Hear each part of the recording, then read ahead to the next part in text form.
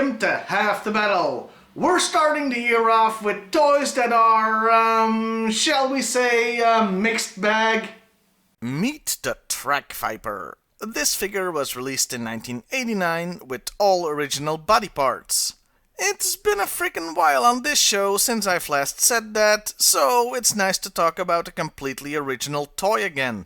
Too bad it has to be this toy. I mean, this guy is hella goofy looking. He looks like someone out of a bad, low-budget sci-fi movie, like you'd see on Mystery Science Theater. He looks like if Fisher-Price were the ones who designed the Star Wars Stormtroopers. So yeah, goofy, but let's look at the figure in detail. First of all, there isn't a Cobra logo anywhere on him, which is rare for a Cobra troop. I suppose his helmet looks a tiny bit like the open mouth of a cobra, if I'm being generous. The color scheme is decent enough. The red surprisingly works with the grey, white and black, and there is some detailing, like with the silver belt buckle and whatever the hell that thing below his neck is. Though, honestly, it could be a lot more detailed. There are no pouches or pockets on the upper legs. And the lower legs, well, his boots really, could have used some paint to bring out the details. But it's just molded grey plastic.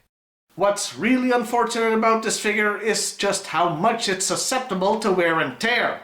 The red paint comes off really easily, and so does the black. Hell, this is the first time I've seen such obvious wear coming from just a waist articulation.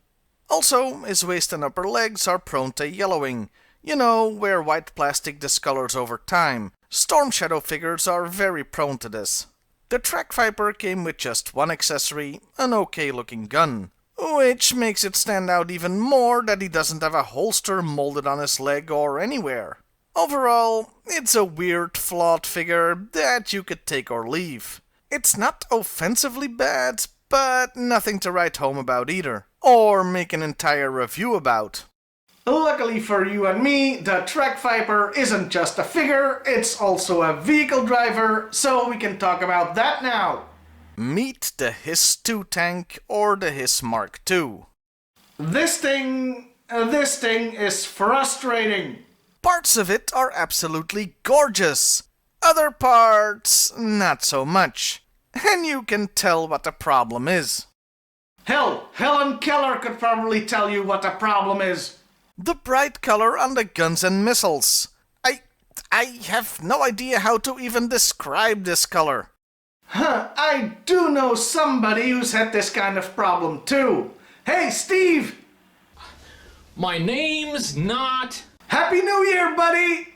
Oh, Happy New Year to you too. What's up? You know the HISS 2? Yeah?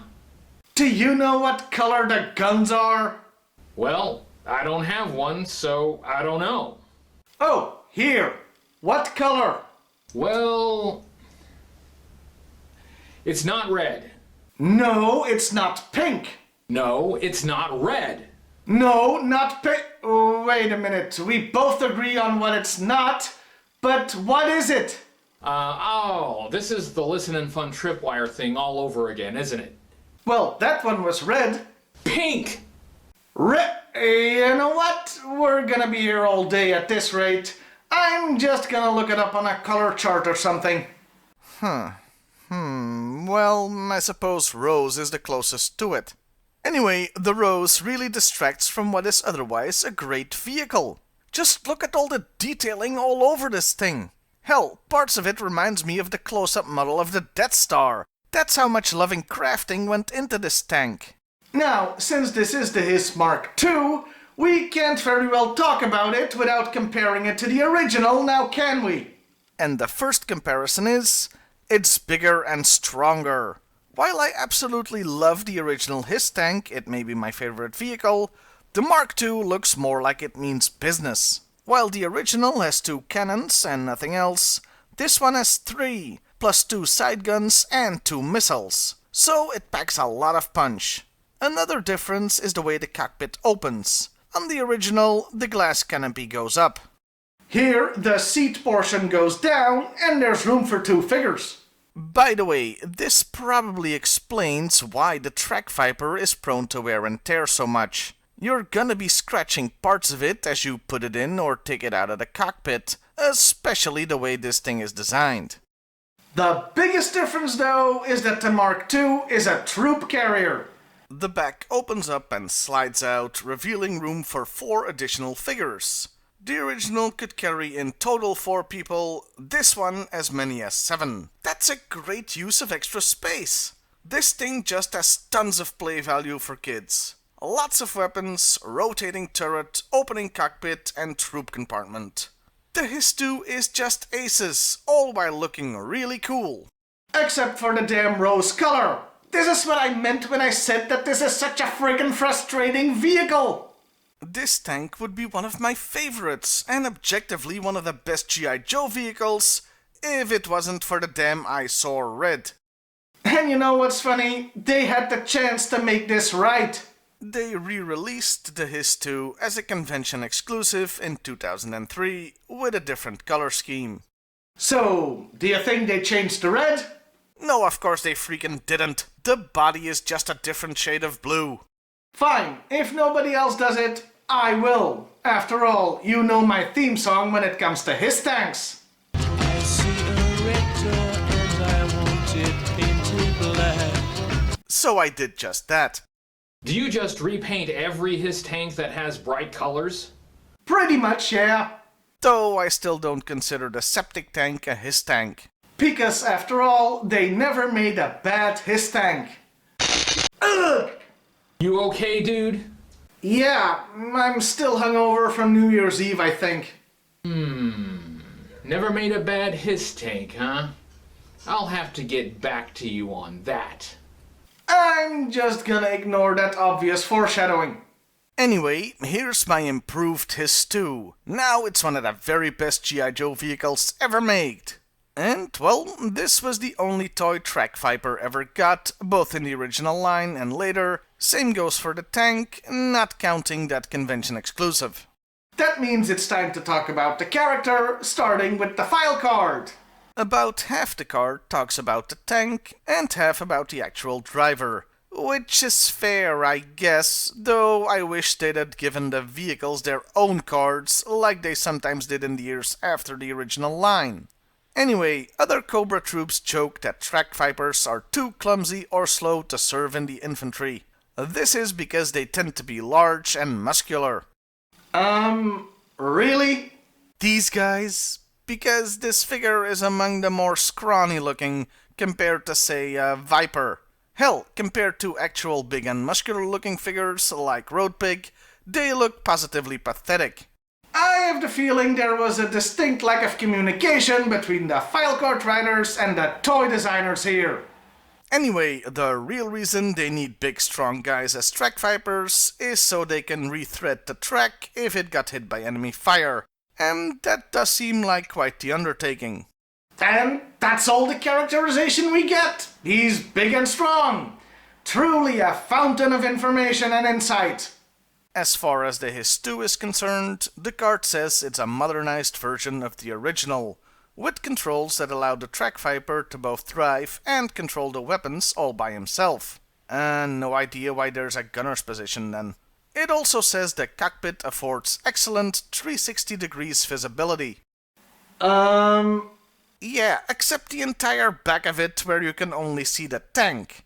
I think this is that classic mistake like when you say you turn 360 degrees and walk away. They meant 180 degrees. Lastly, the card specifies the windshield is bulletproof. And that's the only reason why I haven't bitched about a tank having a glass frickin' windshield yet. They at least tried to address it, so I'm gonna let this one go. Also, unlike with the weapons, I'm not bothered by the windshield being red. Hell, I even like it. It's a good look. As far as other media go, the Track Viper doesn't show up in the cartoon or comics, but the HISS-2 does. You can see them as cannon fodder in the D cartoon, but they don't have a role of note there. And as far as the comic goes... Well, let's take a stroll to see what we can find, shall we? They first show up in issue 97, though just for one panel. The weapons are red, but the body is brown instead of blue. The context of the appearance is that Cobra, who've gone into the arms dealing business a bit, are trying to sell them to various countries. You gotta love how meta that is. A comic made to sell toys, where they almost literally sell toys. Larry Hama had huge brass balls, Joe. The next appearance is in issue 100, where Mutt and Spirit steal one. And here's the weird thing.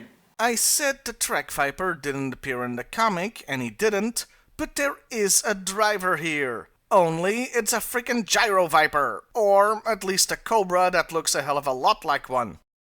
I mean, what? The Gyro Viper was the freaking Mamba helicopter pilot. Why is he driving a HISS? The Track Viper simply can't catch a break, can he? He's supposed to be big and strong, but he looks like he'd lose a fight to Macaulay Culkin, and here he's replaced by a pilot. The HISS-2's most noteworthy appearances are during the Benzene War arc, but it's only noteworthy because of the story. Yeah, it's the one where a bunch of Joes die. And the HISS-2s are, they certainly are there. Though I will say that for most of their appearances, they use the same coloring I prefer with black weapons, not counting a few close-ups. Glad to see the comic agrees with me that black looks so much better. And those were the Track Viper and the HISS Mark II. A figure that got no respect, but let's face it, didn't really deserve any either. Seriously, 60s Doctor Who would be embarrassed to have a costume like that. The vehicle, on the other hand, had so much potential, but the only way to truly unlock it is with a can of black paint. I'll see you next time, everybody. And hey, why not like, share, and subscribe if that's your thing?